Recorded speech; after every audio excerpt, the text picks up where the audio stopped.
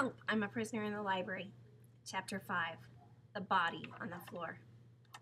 Mary Rose once had a dream that she and her mother and father and sister had moved to a strange city. In the dream, her mother drove her to a tall building and dropped her in front. "Hurry, Mary Rose," her mother said. "Hurry, hurry, hurry!" Mary Rose floated across the sidewalk.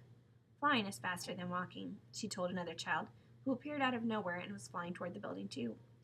When Mary Rose entered the building, she couldn't fly anymore. Someone had pointed at her and then pointed up a stairway. Mary Rose climbed and climbed. Each time she came to a landing, someone pointed to more steps. The more steps she climbed, the more there were. She might have been climbing still if JoBeth hadn't shaken her awake.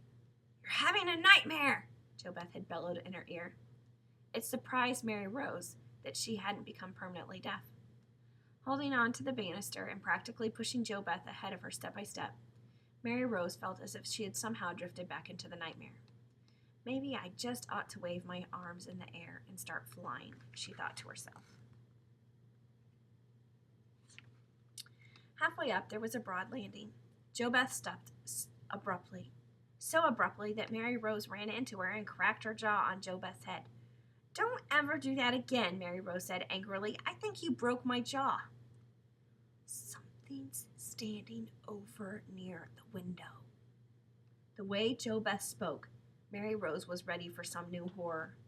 Cautiously, she flashed the light toward the window, and then she sighed. "It's a wonder you didn't turn my hair white," she scolded. That's what Mrs. One-Tree always said when she was upset.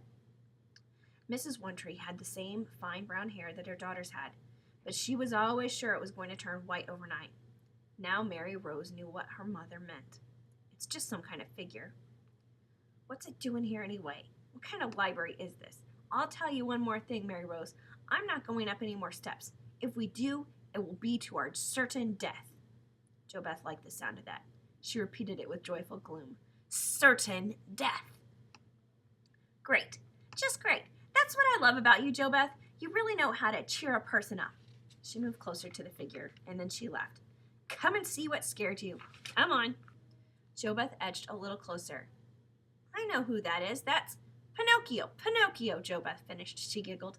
"Look at the branch growing at the end of his nose, and the bird sitting on the branch and singing."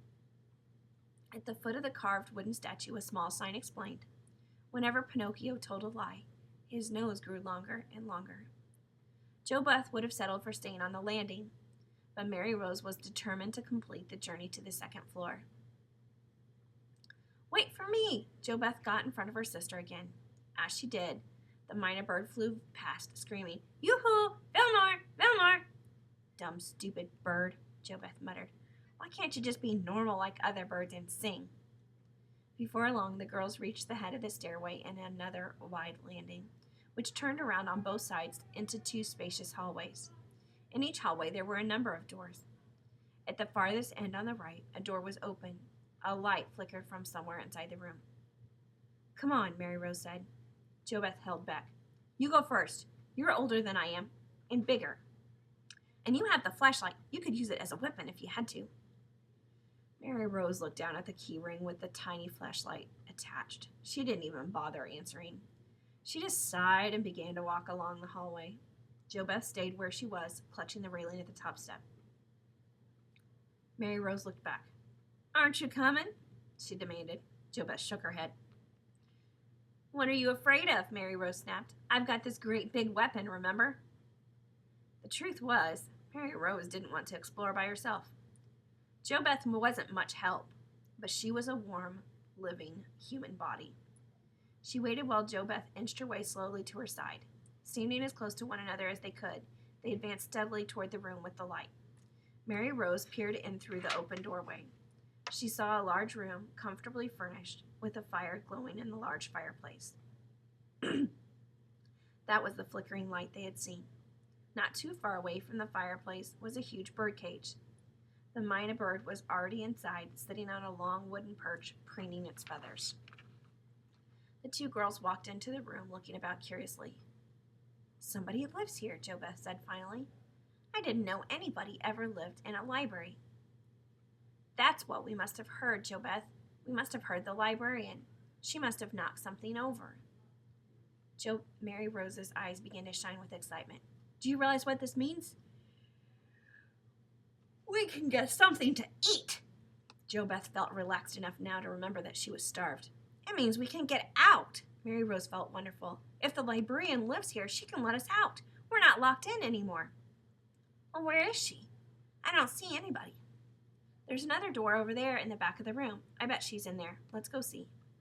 JoBeth didn't mind. She felt braver now because there was nothing strange about this room. It was like their living room at home, only bigger, and this one had a fireplace.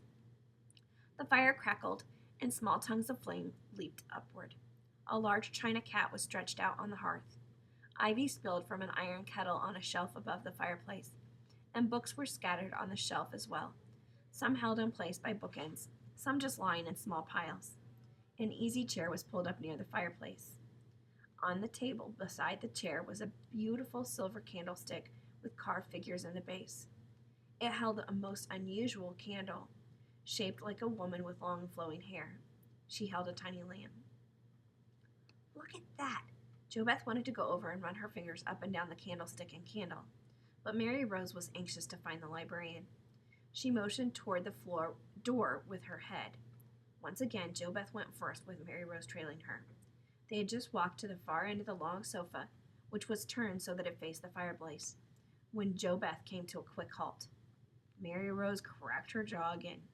You're just doing that on purpose, Mary Rose began when she stopped talking, when she saw what JoBeth was staring at. There was a body on the floor, a woman. Is she dead? JoBeth's voice trembled. She looks dead. I guess we found the librarian. Mary Rose sounded calm, but she had a funny, twisty feeling inside. She wished now that they had stayed downstairs. A dead body was a whole lot worse than even the dolls in the kid hack. The two girls knelt down to take a closer look. With the fire behind them, their faces were shadowed and almost invisible under the peaks of the bonnet they were wearing. It was at that moment that Vilmore Fenton opened her eyes, and she saw the two small figures dressed exactly like the dolls in the hack, bending over her in absolute, unmoving silence. Oh, dear heaven, she gasped. They've come to life! And she promptly fainted.